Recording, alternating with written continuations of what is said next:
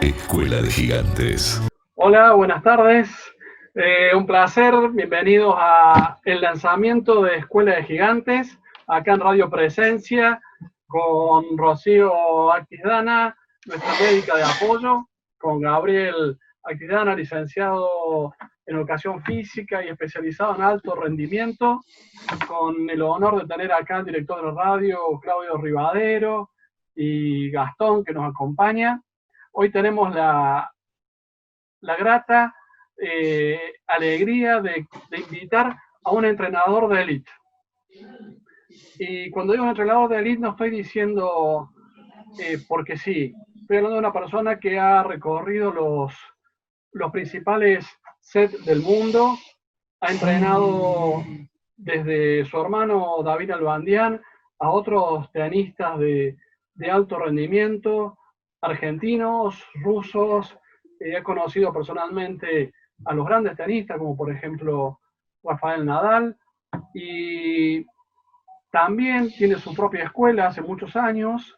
Actualmente tiene también una escuela en el Jockey Club. Hay algo que solamente Javier te enseña de cualquier entrenador del mundo, como por ejemplo escapar de un incendio en un hotel en Francia. Eso es único. No hay entrenador en el mundo que te enseñen eso. Así que, bueno, bienvenido Javier. Un placer que estés con nosotros.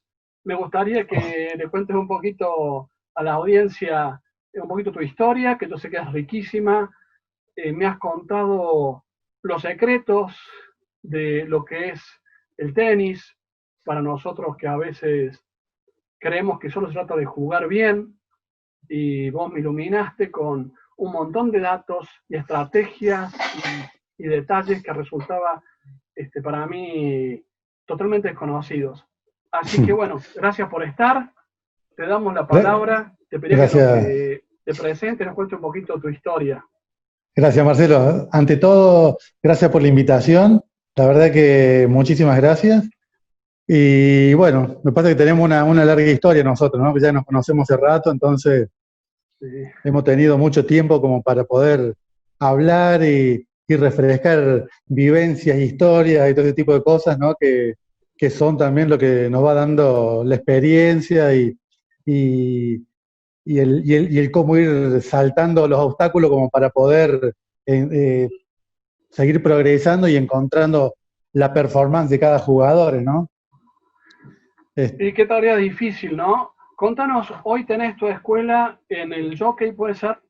Sí, sí, hoy tenemos la escuela en el Jockey, ya hace como 8 años que estamos ahí, que fue en un lapso que yo dejé de viajar un poquito, me dediqué, le brindé tiempo a eso, armamos la escuela y bueno, estamos ahí en el Jockey firme, tratando, ¿no? de acomodarnos a la situación que hoy vivimos, ¿no? Que no es fácil y que estamos limitados por todos lados con respecto al COVID y todo eso, ¿no? Pero bueno, estamos ahí y bueno, seguimos trabajando y bueno, buscándole la vuelta a esta situación. ¿Y cómo estás haciendo para entrenar en tu escuela? ¿Qué protocolos tienen que tener? ¿Cómo hacen los Bueno, chicos? hoy el protocolo para poder, para que el club esté abierto, ahora se flexibilizó un poquitito, pero hasta la semana pasada solamente podía haber 2 personas por cancha, turnos de 45 minutos solamente, y bueno, solamente se podían usar 6 pelotitas para que no haya mucho intercambio de pelotas y que no haya, bueno, son cosas que el COE te va pidiendo, ¿no es cierto? Luego de la clase, la desinfección de pelotas y de algún tipo de elemento, el alcohol en gel todo el tiempo. Y bueno, y el barbijo, que apenas salir de la cancha tenés que volver a usar el barbijo. Así que ese tipo de cosas. Yo creo que lo fundamental de todo esto es que cada uno nos sepamos cuidar como para que esto no se ponga más grave, no se propague más y nos podamos así cuidar, ¿no? Sí, qué trabajo, ¿no? Porque aparte de enseñar tenis, tenés que cuidar mucho a la gente. ¿Qué edades son tus alumnos hoy, Javier?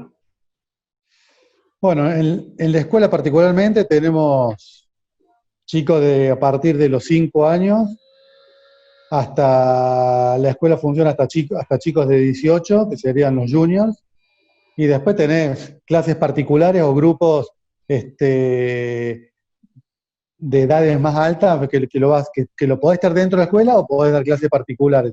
Entonces, le podés dar esa forma, pero particularmente la escuela funciona desde los 5 años hasta los 18 años.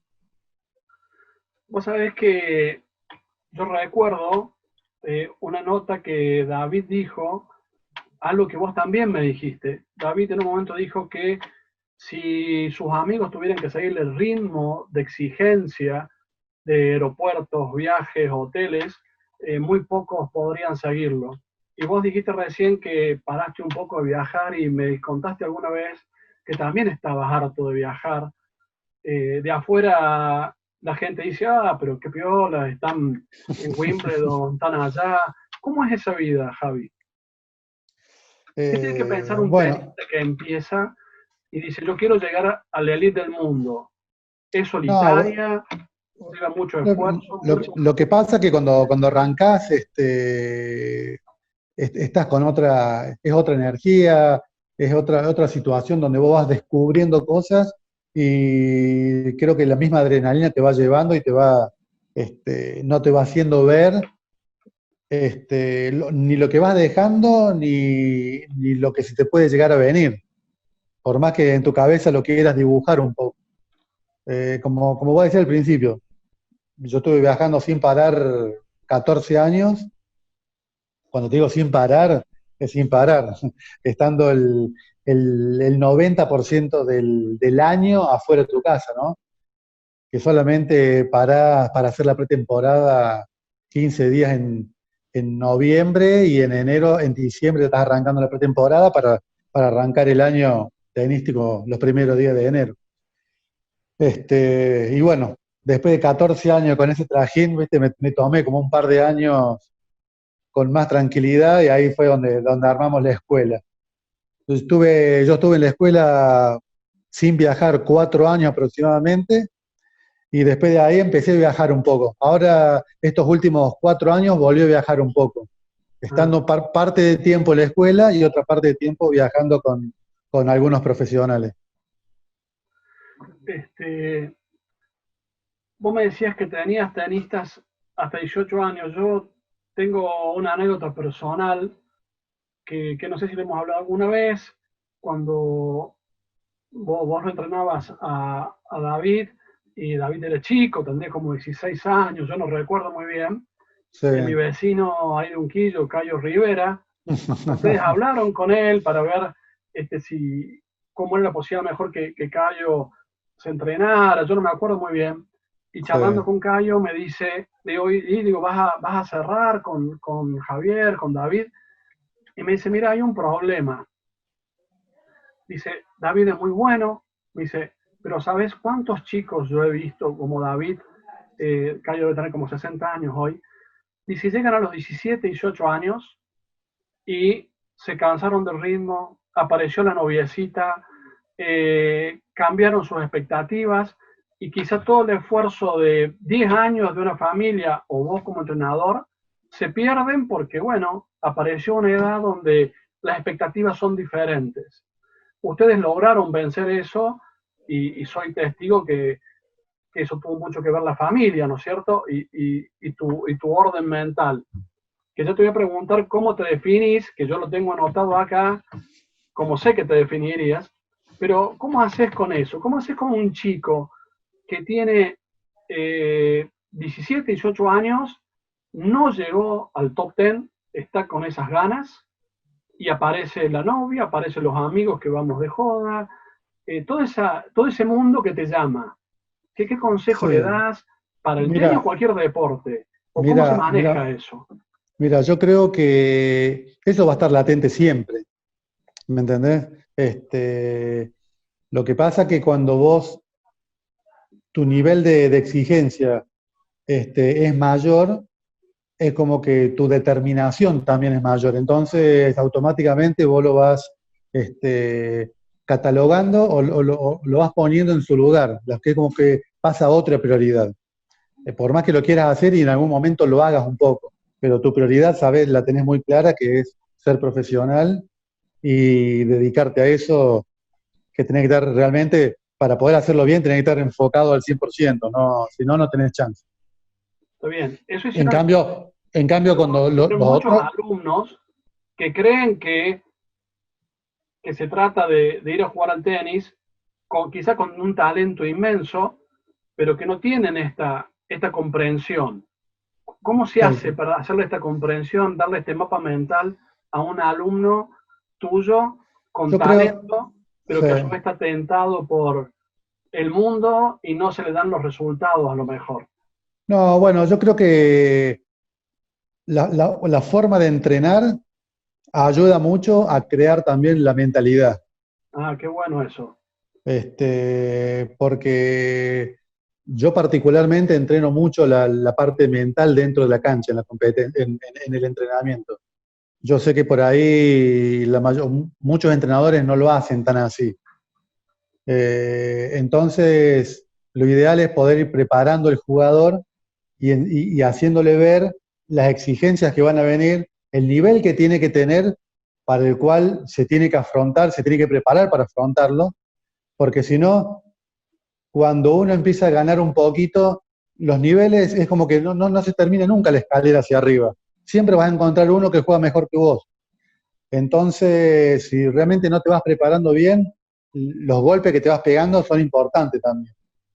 Entonces, tenés que no solamente entrenarte tenísticamente para mejorar, sino también tenés que entrenar mucho la parte mental para ser bueno y para poder soportar situaciones, por ejemplo, cuando vos vas a jugar a Italia o vas a jugar inclusive acá mismo, cerca, acá en Brasil, o cualquier otros lugares, eh, para nosotros que vivimos tan lejos, realmente es difícil la logística para llegar, es difícil hacerte cargo de que tenés que llegar, tenés que armar tu entrenamiento, tenés que hacer tu reserva de hoteles, tu cambio de fecha de aviones y todo eso que realmente te provoca un desgaste mental muy grande. Y después de todo eso tenés que estar preparado para entrar a la cancha a ganar, ¿me Wow. entendés? Cosa, claro, cosa que por ahí los europeos la tienen mucho más fácil, viven ahí cerquita, tienen la posibilidad de perder, vuelven a la casa 2 o 3 días y salen a competir de vuelta. Nosotros cuando estamos allá en Europa, perdés y te tenés que quedar toda la semana en el mismo lugar que perdiste, entrenando y preparándote para la semana siguiente en otra ciudad más cerca o en otro país limítrofe, porque tratás de armar una gira medianamente cerca. Pero bueno, pero te quedas en el mismo lugar donde perdiste, entonces psicológicamente es muy difícil eso. ¿Viste? Tenés que prepararte para soportar la pérdida, el quedarte entrenando con los que te ganaron y después tratar de ganar la semana siguiente. Entonces, por eso es muy importante la forma que uno va entrenando para poder soportar esas cosas. Por eso también nos hace de que los jugadores argentinos realmente son muy batalladores, son muy luchadores. Entonces, nosotros a nivel mundial estamos catalogados como eso, ¿viste? Como jugadores duros, Ajá. porque realmente tenemos que ser duros para poder salir a jugar y bancarte 2 meses o 3 meses en Europa, ¿viste? Sin volver y bancándote diariamente todo este tipo de cosas, ¿no? O sea que tenemos mucho nivel de resiliencia, ¿no? El hecho de vivir al sur, a mí se me disparan muchísimas preguntas con respecto a esto que estás contando y creo que por eso vos te definís como yo creo que te definís. Quiero que me digas cómo te definís y yo lo voy a anotar acá en mi cuaderno, ¿sí? Mis hijos son testigos, pero vamos a un corte de 1 minutito y yo voy a anotar acá y me va a decir cómo te definís. Dale. Bueno, en realidad contás esto de que viajás por todos lados, que pasás mucho tiempo sin volver a tu casa y bueno, también con esto que decís de entrenar, ponerse en situaciones de estrés muy importantes. Y yo pienso en la vida cotidiana de uno que trata de cuidar su salud. Yo me dedico a eso, entonces pienso en cómo me cuido yendo a trabajar, con todas las exigencias del día a día. Y muchas veces uno no lo puede hacer. me imagino mucho más ustedes en todas estas circunstancias adversas. ¿Cómo es que Sí. cada uno cuida su salud o se preocupa por uno o qué herramientas usa en esa situación? Eh, bueno, si hablamos directamente de salud, yo creo que la forma de cuidarse creo que es la misma que la mayoría de la gente, ¿no es cierto? Tratando de mantenernos con con una alimentación más que sana, donde con eso tratamos de mantener los anticuerpos, diríamos, bastante altos. La hidratación también es fundamental y en la alta competencia también es muy importante la suplementación, porque al estar viajando también la alimentación es muy difícil, o es difícil todo el tiempo estar comiendo rigurosamente al horario correspondiente, las calorías o las proteínas o los carbohidratos, mantenerlos ordenados. Entonces, como es tan difícil hacerlo cuando uno está viajando, una parte de la suplementación te ayuda bastante, ¿no? Entonces, yo creo que eso es fundamental para mantener un equilibrio biológico, diríamos. Qué interesante. Ahora, todos esos suplementos también deben ser muy difíciles de cuidarlos por el tema de todo el control antidoping y saber qué marca compras. Sí, ¿Cómo es sí, sí. eso? No, no, totalmente. Bueno, hay laboratorios que es como que están autorizados, que son ya en común, que lo usan la mayoría de los deportistas. Y cuando uno por ahí tiene o quiere conseguir o suministrarse otro tipo de vitaminas, las tenés que hacer analizar para que no tenga ningún tipo de contaminante ni nada y que no tenga este problema de antidoping, ¿viste? Porque realmente el ATP te hace 2 controles de sangre por año y después en cualquier momento del año te puede caer a tu casa o en cualquier torneo para hacerte un control de doping. Así que en realidad tenés que cuidarte los 24 horas todos los días del año. Wow, ¿no?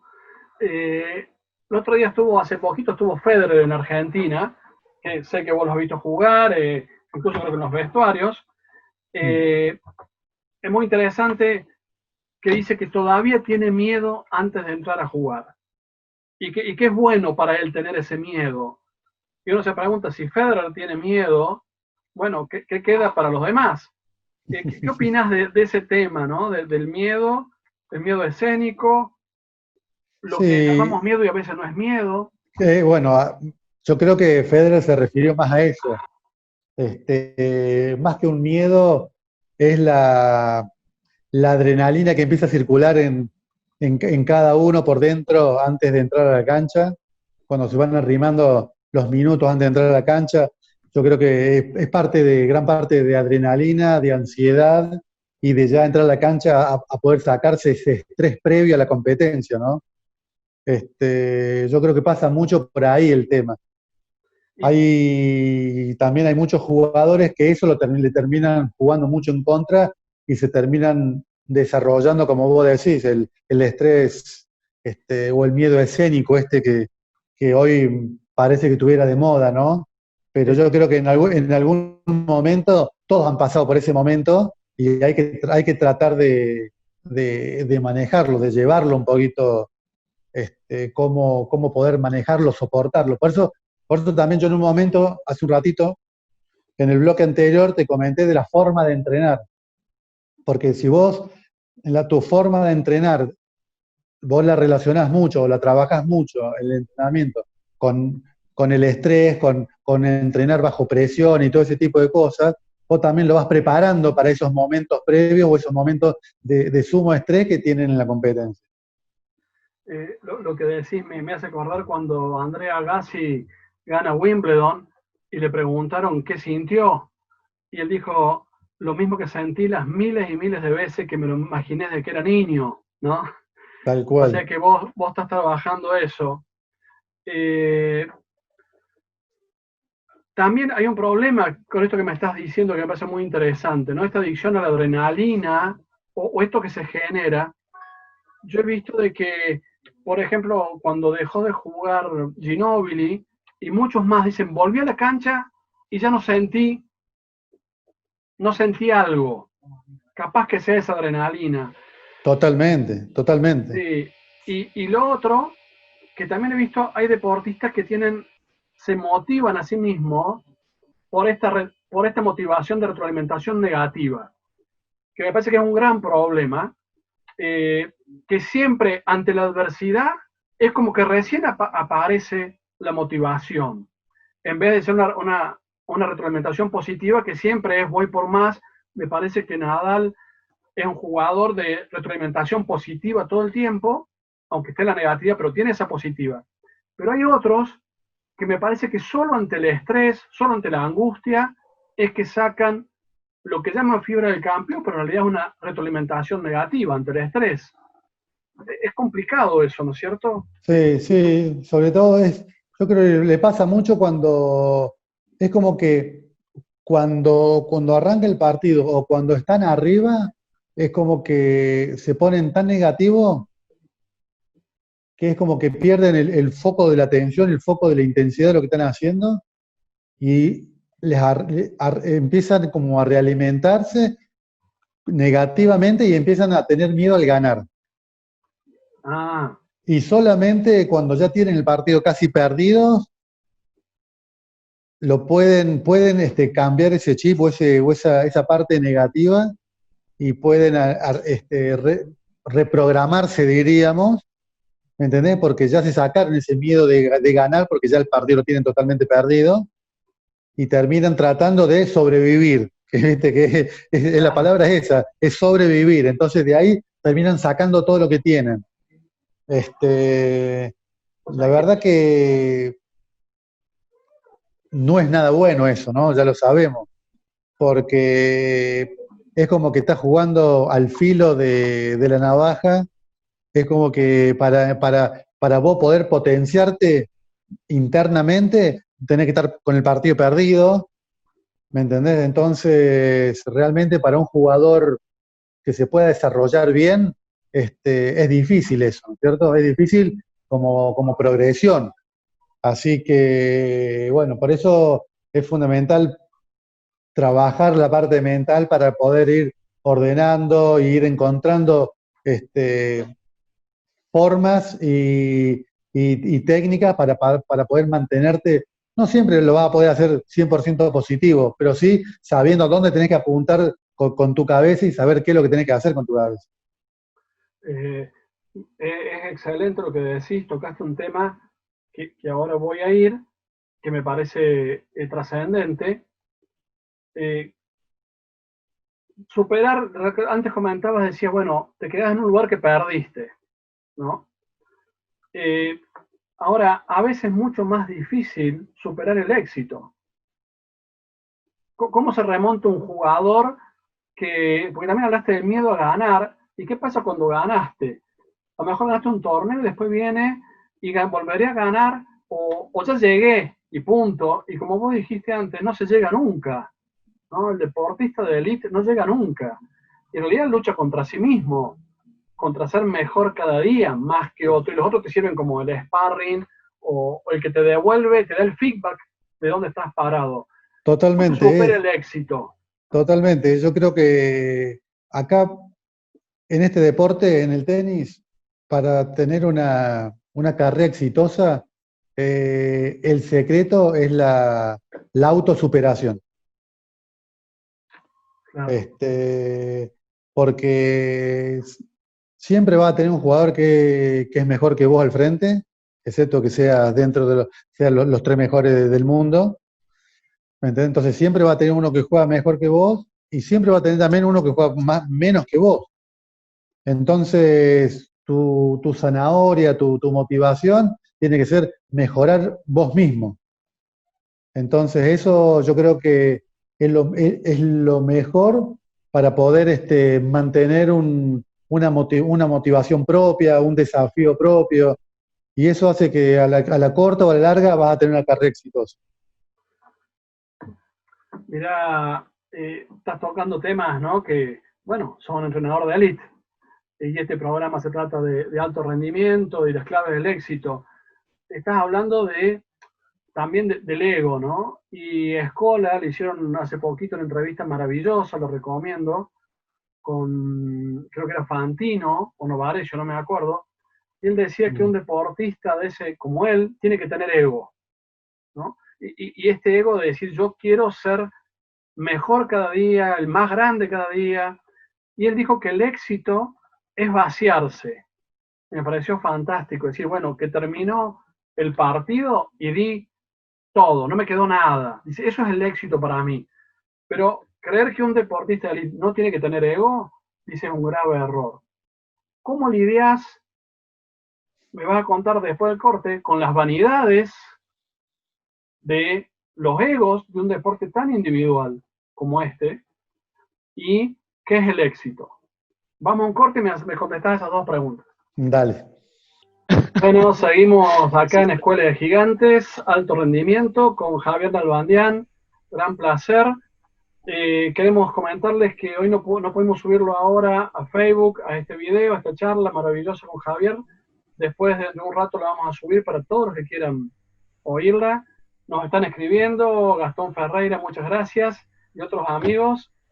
Javier, te hemos preguntado, ¿qué hacemos con los egos de los tenistas, del deportista de élite? ¿Tiene que tener ego? ¿Y qué es el éxito? Qué preguntita, no te pregunté nada. Nada más, nada más.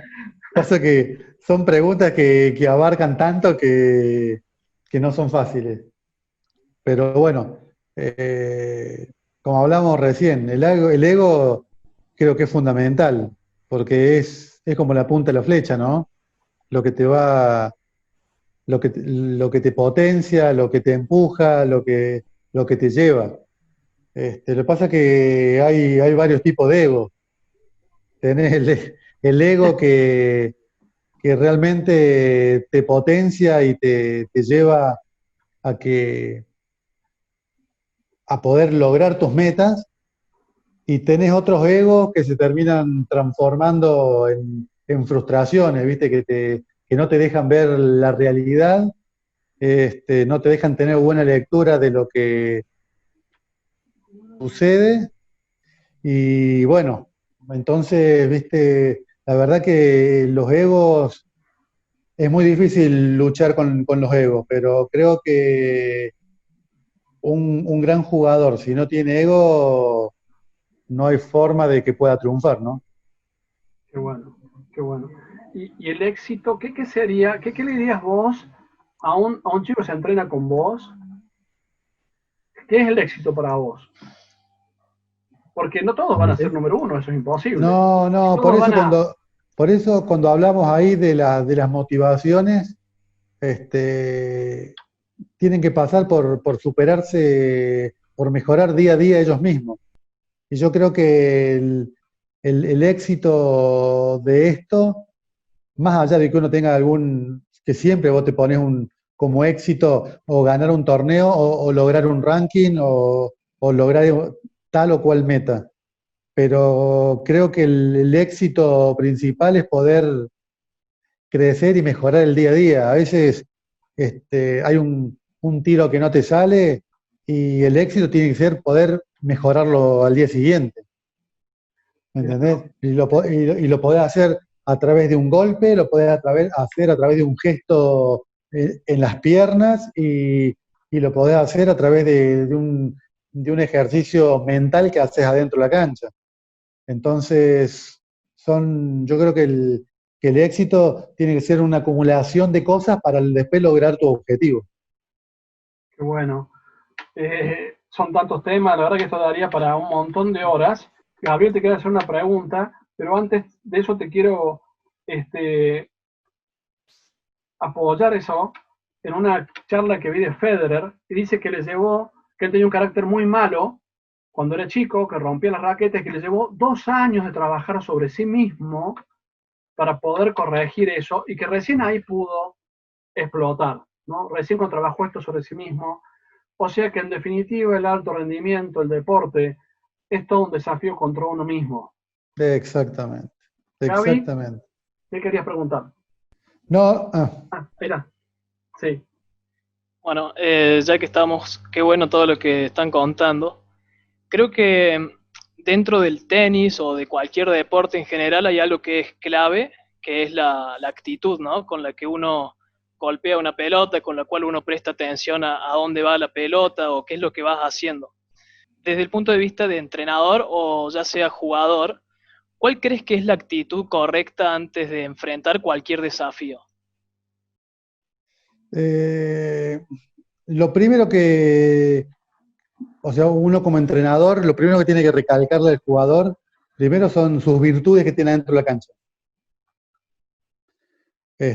¿Por qué? Porque todas esas virtudes son las cosas que él tiene que tratar de imponer en el partido, ¿no es cierto?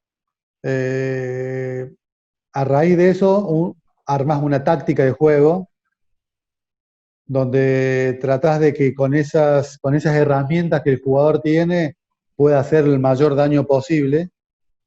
Y, y bueno, con eso vos vas armando una cierta mentalidad en el jugador para que pueda poder imponerse. Yo creo que es la parte más fundamental. Cuando vos le haces ver las partes positivas de los factores que tiene a favor él, las contras que tiene o las debilidades que tiene el otro jugador, le vas armando mentalmente un programa, diríamos, donde vos le vas agudizando la concentración y la determinación de lo que tiene que hacer. Obviamente que después en el partido aparecen un montón de variantes, ¿no es cierto? Pero bueno, esas variantes las tenés que ir resolviendo sobre la marcha, pero vos sabés cuál es el camino que vos tenés que ir recorriendo. ¿Me entendés me entiendo lo que quiero decir? Sí, sí, sí, sí. Excelente, Javi. Y contanos, ¿de qué se trata escapar de un hotel que se incendia? Porque para argentinos ya es difícil viajar por el mundo, estamos lejos. Y encima si tienen un hotel y se incendia, ¿cómo fue eso? ¿Y qué Y experiencia sacaste de eso, no? Porque vos esa fue me una, dijiste cuántas cosas dejo en el camino, cuántas cosas habrás pensado ese día.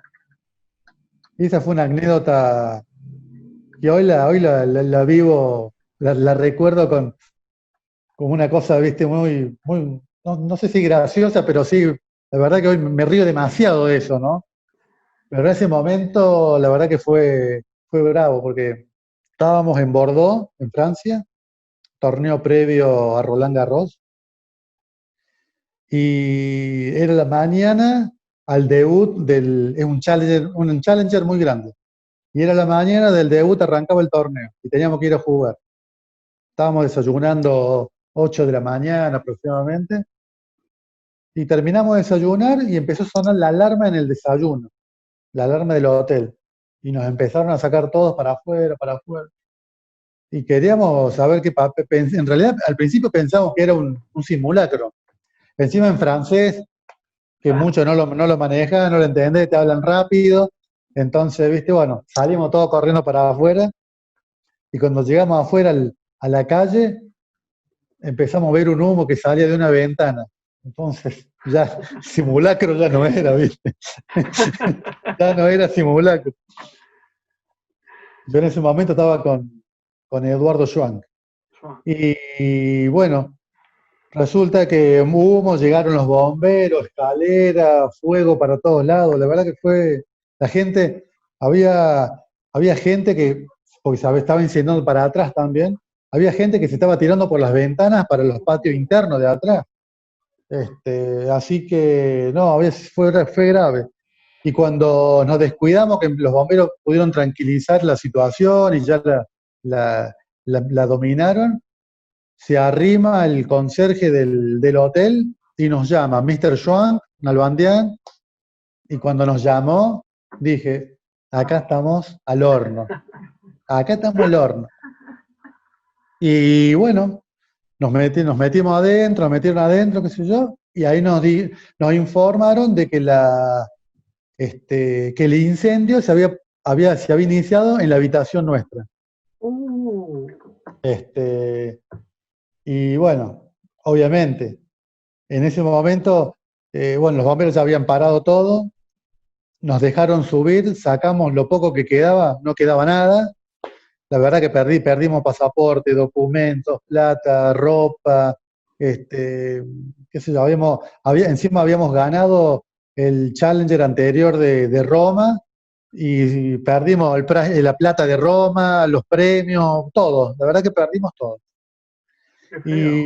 Y bueno, pero bueno, lo más complicado fue que de ahí nos llevaron a la policía para hacer la denuncia. Y bueno, nos tuvieron todo el día en la policía declarando, no nos dejaban salir.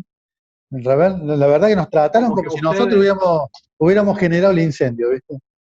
y según por qué Este, pasó, y según dicen, se había iniciado, en la habitación era como un apart hotel, y según ellos, los bomberos se había iniciado tenía como un roperito, que nunca lo habíamos abierto, y que adentro tenía esas cocinas eléctricas. Dice que se incendió ahí, que nosotros dejamos la cocina eléctrica y nos fuimos a desayunar, que la dejamos prendida. wow. Cosa que ni supimos nunca, nunca la abrimos sabiendo que había una cocina ahí adentro. La verdad que ni nos enteramos.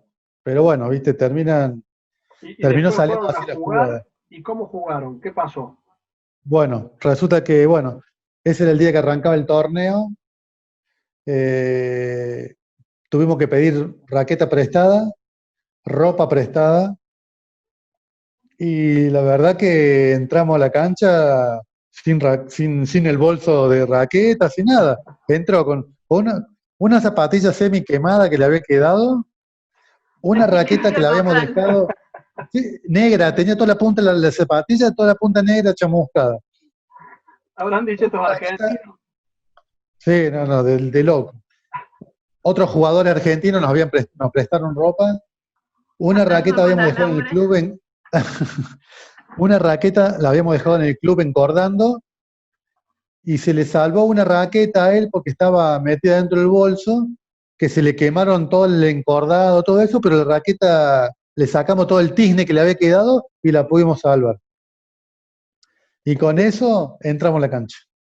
Qué, Y qué bien. bueno, arrancó contra un velo ruso, le tocó ese primer partido. Y bueno, obviamente Eduardo estaba con la cabeza ida, totalmente, no había forma de que tuviera la cabeza dentro de la cancha.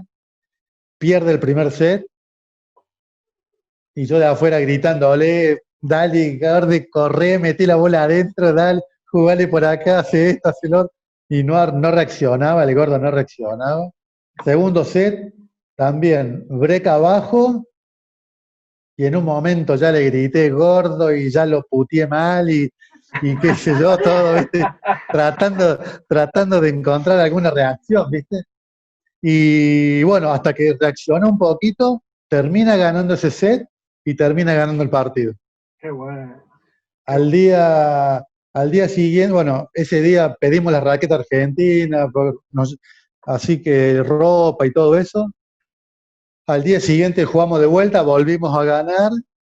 Al otro día nos llegó ya la ropa, nos llegó toda la indumentaria para poder jugar.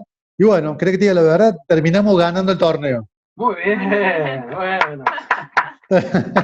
Terminamos ganando el Realmente. torneo. Sí, Qué gran historia, Javi. realmente habíamos arrancado una semana muy, muy mala, pero la verdad que el premio fue fantástico. Y sobre todo, porque esa semana, vos fíjate cómo mentalmente él estaba preparado para poder sobrellevar todo eso que vivimos, que no era nada fácil. Y él semana a semana se fue reorganizando, se fue acomodando. Creo que mentalmente en esos momentos creció muchísimo porque le sirvió para crecer muchísimo. Y bueno, a la hora de ir a Roland Garros, que era la semana a continuación, o sea que pasamos la quali de Roland Garros y primera vuelta nos toca con Carlos Moya. Ajá, sí. Jugador. En ese momento Tremendo. estaba 10 del mundo por ahí. Y bueno, primera vuelta le ganamos a Carlos Moya después le ganamos, no me acuerdo, ganamos 2 o 3 partidos, llegó a octavos de final y bueno, perdimos después en la cancha central en octavos de final. Pero bueno, vos fíjate cómo mentalmente, cómo lo fue potenciando y cómo pudo sobrellevar toda esa situación, ¿no? Qué bueno, ¿no? De la adversidad uno saca aprendizajes. Lo que más te enseña a veces es la adversidad, ¿no? Totalmente, totalmente. El tema es poder saber leerlas, nada más. Hay que tener buena lectura de esa situación. Esto que estás diciendo también, qué interesante. Para mí, tomando el tema del ego también, ¿no? Yo creo que uno uno es grande sabiendo que todos son grandes y que no somos un yo, sino un nosotros. Para mí me parece que cualquier deportista de élite necesita un coach, alguien que pueda mirarlo de afuera, que sepa leer lo que uno no puede leer, metido en la dinámica. Creo Exactamente. que el 70% a lo mejor de ese éxito fue que vos estabas desde afuera apoyando y viendo lo que el gordo no podía ver, ¿no? Exactamente. Bueno, esa es parte, cuando hablamos de que hay varios egos, yo creo que el gordo en ese momento, o Eduardo, tenía un ego donde se potenciaba. El ego de él era por ahí lograr algo, pero tenía la humildad también de escucharte, de creer en lo que uno le decía y ir a morir totalmente convencido, con una convicción 100% en lo que hablamos y en lo que queríamos lograr. Qué bueno. Hay otros egos que son los que te derrumban, que son los que ellos, creer uno mismo que se la sabe a todas y creer de que uno puede sobrellevarse o solucionar todos sus problemas. Y lo que pasa en este deporte es que desde adentro no se ve lo mismo que se ve de afuera. Entonces, si vos desde adentro tu ego no te deja ver y no te deja escuchar lo que te están diciendo de afuera, realmente es muy difícil. Qué lindas cosas que decís, Javier, y lástima el tiempo, pero bueno, capaz que si nos dejan, robamos unos minutos más, porque tengo millones de preguntas para hacerte. Lo que estás diciendo, ya que te voy a explotar, ya que estás, me dicen que puedo seguir un rato más. Lo que estás diciendo, los grandes, ¿cómo son los grandes? Cuando se retira Ginóbili, le preguntan a Popovich, el director de los Spurs, ganador como nadie, qué opinaba de Ginóbili, y dijo, es el jugador que más me enseñó sobre los jugadores, ¿no? Y escuchar un grande de eso que dice un jugador me enseñó, bueno, uno se da cuenta que los resultados que obtienen no son porque sí, sino que son personas que están dispuestos a aprender todo el tiempo, como supongo que vos estarás dispuesto a aprender todo el tiempo. Y en eso también te quiero hacer una pregunta. Muchas veces debe ser muy ingrato tratar con estos egos o dedicarle tanto a alguien y de golpe se le chispoteó y dice, bueno, yo soy Superman y no te necesito más. ¿Te pasa eso? ¿Se siente eso? ¿Cómo lidias Y, vos pas con eso? y la verdad que pasa, y bueno, esto realmente es una profesión bastante ingrata en ese sentido. Ajá. ¿Cómo se combate? Y la verdad que no se puede combatir eso. No. La única forma de combatirlo sería haciendo contratos, ¿me entendés? Donde, bueno, donde te atan a ciertas cláusulas como para poder seguir trabajando, pero también es difícil para el jugador, porque el jugador te contrata para que vos lo exijas a él mismo, lo pongas al límite, lo pongas bajo estrés. ¿Me entendés? Entonces, ¿qué pasa? El día que el jugador, hay muchos momentos que lo quiere hacer, porque tiene el desafío por delante, tiene la motivación, y el día que no lo quiso hacer más, apenas vos le dijiste una palabra que no quiso escuchar, te quiere echar del cara, te quiere echar. Claro, Entonces, ahí donde ese ego el ego del jugador deja de proyectarlo. Y claro. bueno, termina bajando una persiana donde se entrequiebra una relación, ya no, es difícil de vuelta conseguir el feeling para que los dos piensen y actúen de la misma manera. Y la verdad que es difícil, es complicado. Y tuve un montón de situaciones donde el jugador directamente no quiere seguir entrenando porque no quiere que le digas algo que no quiere escuchar. Qué, qué tarea difícil del ser humano, ¿no? Totalmente. Tengo una pregunta, tengo dos preguntas pendientes, una cómo te definís, otra pregunta que tiene que ver con una charla que tuvimos, pero antes quiero que me cuentes algo que a vos ha sido muy gratificante de este mundo del tenis. Hablamos de la ingratitud, bueno, de la ingratitud, de la gratitud. ¿Qué ha sido para vos profundamente gratificante que decís, wow, esto valió la pena, tantas cosas que dejé en el camino? Mira, la verdad que la carrera que tuvo David, a mí me gratifica 100% porque siento que por más que él haya logrado, haya captado todos los logros, yo siento como que la, la sembré, la regué y la desarrollé yo todo el tiempo.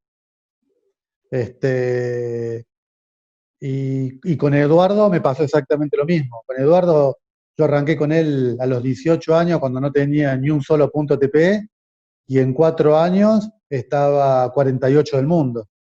Claro. ¿Me entendés? Jugador de Copa Davis, lo metí yo en la Copa Davis, yo le armé el equipo de Copa Davis,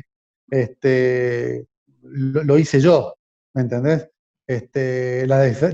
La parte que no es tan grata es cuando una relación de esa se termina por cualquier motivo que vos hoy decís, no te puedo creer, que son las cosas que hablamos recién de un momento que el ego no te deja ver un poquito más allá.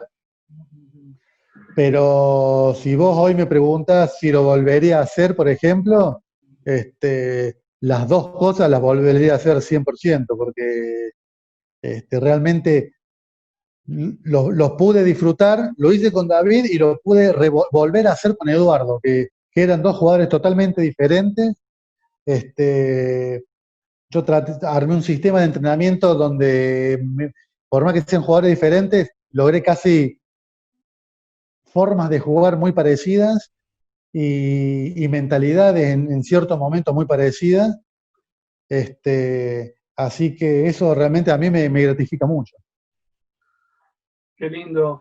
O sea que podemos decir que hay un método, Javier.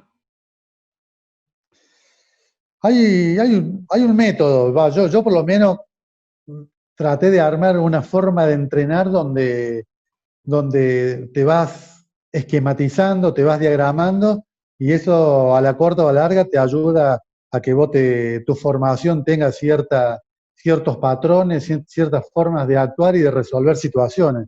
Entonces, a la hora de competir, muchas veces actúas automáticamente. Y obviamente que hay momentos donde vos tenés que tener la mentalidad y la capacidad de resolver una situación, porque no todo lo tenés resuelto, pero sí, yo creo que hice un sistema mío. Estoy seguro que sí. Y hablando esto de los egos y las peleas y los métodos de disciplinas, ¿notas diferencia entre un jugador argentino y uno con nuestro ego argentino que se cree siempre dueño del mundo y un jugador de otro país o no? ¿O no existe esa diferencia?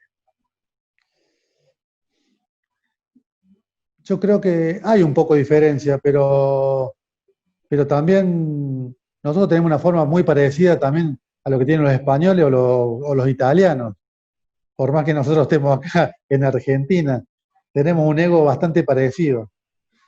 Pero bueno, si vos nos comparás con un americano o el resto de los europeos, ellos tienen otro ego diferente, tienen otra forma de convivir el día a día y otra mentalidad, otra historia por atrás, ¿no es cierto? Claro. Cuando hablabas de esto de la construcción de la historia de David, mi experiencia es que a veces no se ve con deportistas de élite, artistas de élite, que en realidad siempre aparece con los méritos el que triunfa, el que se especializó, pero siempre una construcción familiar. toda la familia está en pos de alguien, más allá de este caso que también hubo un tema de coach, de técnica y un rol específico como sería el tío de Nadal con Nadal, ¿no es cierto? Pero siempre es un sistema familiar el que está atrás, no somos personas aisladas. Y muchas veces el sistema ayuda a favor y otras veces no. Los padres vienen y pretenden resultados y presionan y se enojan con vos como entrenador o con los chicos porque no tienen resultados. ¿Cómo es lidiar con eso también? No debe ser fácil. No, no, no, la verdad que, y lo que pasa que también estos últimos tiempos, estas últimas generaciones son diferentes, ¿no es cierto? Ha cambiado mucho esa forma de pensar o de actuar. Yo creo que uh, nosotros como entrenadores tenemos que interactuar mucho con la familia, porque el jugador para que triunfe o para que llegue es fundamental. Sin la familia es fundamental que, que sea parte, pero que realmente sea parte de familia, no se tienen que entrometer tanto en la parte deportiva, por más que esté dentro de la parte deportiva, pero no se tiene que entrometer tanto. ¿Por qué? Porque realmente para trabajar un chico de elite, cuando vos lo entrenás, le tocas mucho el estrés, diríamos, porque lo entrenás bajo presión y un montón de cosas donde a veces lo haces, entre comillas, lo haces pasar un poco mal, porque tiene que comer un poquito de estrés en ese momento para poder mejorar el temperamento, la mentalidad y todo ese tipo de cosas. Entonces, en ese momento, la familia cumple un rol muy, muy importante porque tiene que ser la parte que lo contiene mucho. Lo tiene que contener y lo tiene que mantener también motivado y contento y ser parte de la familia, igual que cualquiera de los hermanos, que no tiene que haber diferencia tampoco con los hermanos que hacen cualquier otra disciplina o que estudian o lo que sean. Entonces, viste, es un equilibrio bastante fino que la verdad que el entrenador tiene que interactuar mucho con la familia. Qué difícil y cuánto tiempo lleva eso, ¿no? Sí, Y la verdad que sí. yendo a esto de cómo la familia actúa, voy a contar, esta una de las preguntas que quería hacerte, que vos me contaste. Una vez allá en Arroyito estábamos, cuando vos lo entrenabas a Germán Gaich o Gastón Gaich era. Germán. A Germán y yo estaba entrenándolo mentalmente, fuimos a almorzar y hablábamos de esto, lo difícil que es ser argentino, los costos que llevaba todo esto. Y yo te pregunté, ¿cómo hacían ustedes, que son una familia trabajadora, de un Quillo, que le pone el hombro a todo, cómo hacían para poder bancar el ir a jugar a Miami, a Nueva York, a todos esos lados? Y vos me dijiste, mira, teníamos una sola opción, que era ganar, porque la ATP solamente becaba los pasajes del que ganaba. Dice, y solamente teníamos esa opción, ganar o ganar. Mi experiencia al entrenar bastantes deportistas es que el que tiene opción muchas veces se hace débil y está jugando con eso de la opción. Y en este caso, por ahí, si bien fue más duro, también fue como una gran motivación decir, bueno, tengo que ganar, no me queda otra. ¿Qué pasa con los deportistas que vos tenés, que tienen talento, ganas, pero que tienen otras opciones más cómodas? Y bueno, por eso, naturalmente el ser humano se inclina más por la parte más cómoda que la parte más dura, diríamos. Entonces, pero es así como decís, cuanto más opciones tenés, es más difícil tomar la opción más alta o más difícil. Siempre tomar la más cómoda.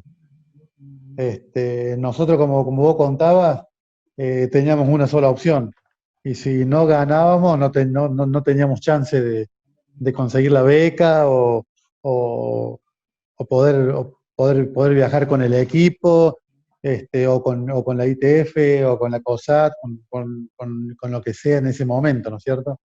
Entonces, eso también nos llevó a desarrollarnos o a entrenar en cierta manera profesional posible. No podíamos, mi papá, viste, siempre nos enseñó, papá tenía hacíamos bolsos, una marroquinería, y nos decía, bueno, acá hay un solo camino, de hacer las cosas hay que hacerlas bien. Para hacerlas más o menos, o lo que sea, para eso no la hagas. Entonces, viste, de chicos estamos bastante, viste, nos inculcaron mucho de que lo poco o lo mucho que se haga, se tiene que hacer bien. Entonces, bueno, eso también nos iba marcando que teníamos un solo camino. Muy bien, muy bien. Qué lindo, Javi. Nos están corriendo, ahora vienes por salud. Vamos a cerrar con la pregunta, que creo que la voy a acertar, de cómo te definís. El miércoles que viene va a estar un campeón, octavo campeón argentino, sudamericano de karate Kyokushin. Este loco amigo se va a Japón a competir por el mundo, a pelear por nocaut. Es de un Qué quillo lindo. y vamos a charlar con él. Javier, la pregunta del millón, que espero ganarla, me va a pagar un asado si tengo razón, acá está mi hija de Vamos a testigo. ver. ¿Cómo te definís? Oh, y habría muchas formas, pero creo que muy exigente. Bueno, estuve cerca, pero decime si tengo razón. ¿Como un gladiador? Sí, sí, sí. Ah, Tal bueno, cual, tal cual. muchas gracias, ¿Eh? Javi. Un placer. Dale. Y bueno, Marcelo, estamos en contacto. mil gracias a vos y a todo el equipo. Muchas gracias. Gracias. Gracias a ustedes. Nos vamos. Nos vemos el miércoles que viene. Gracias. Muchas gracias. Hasta pronto.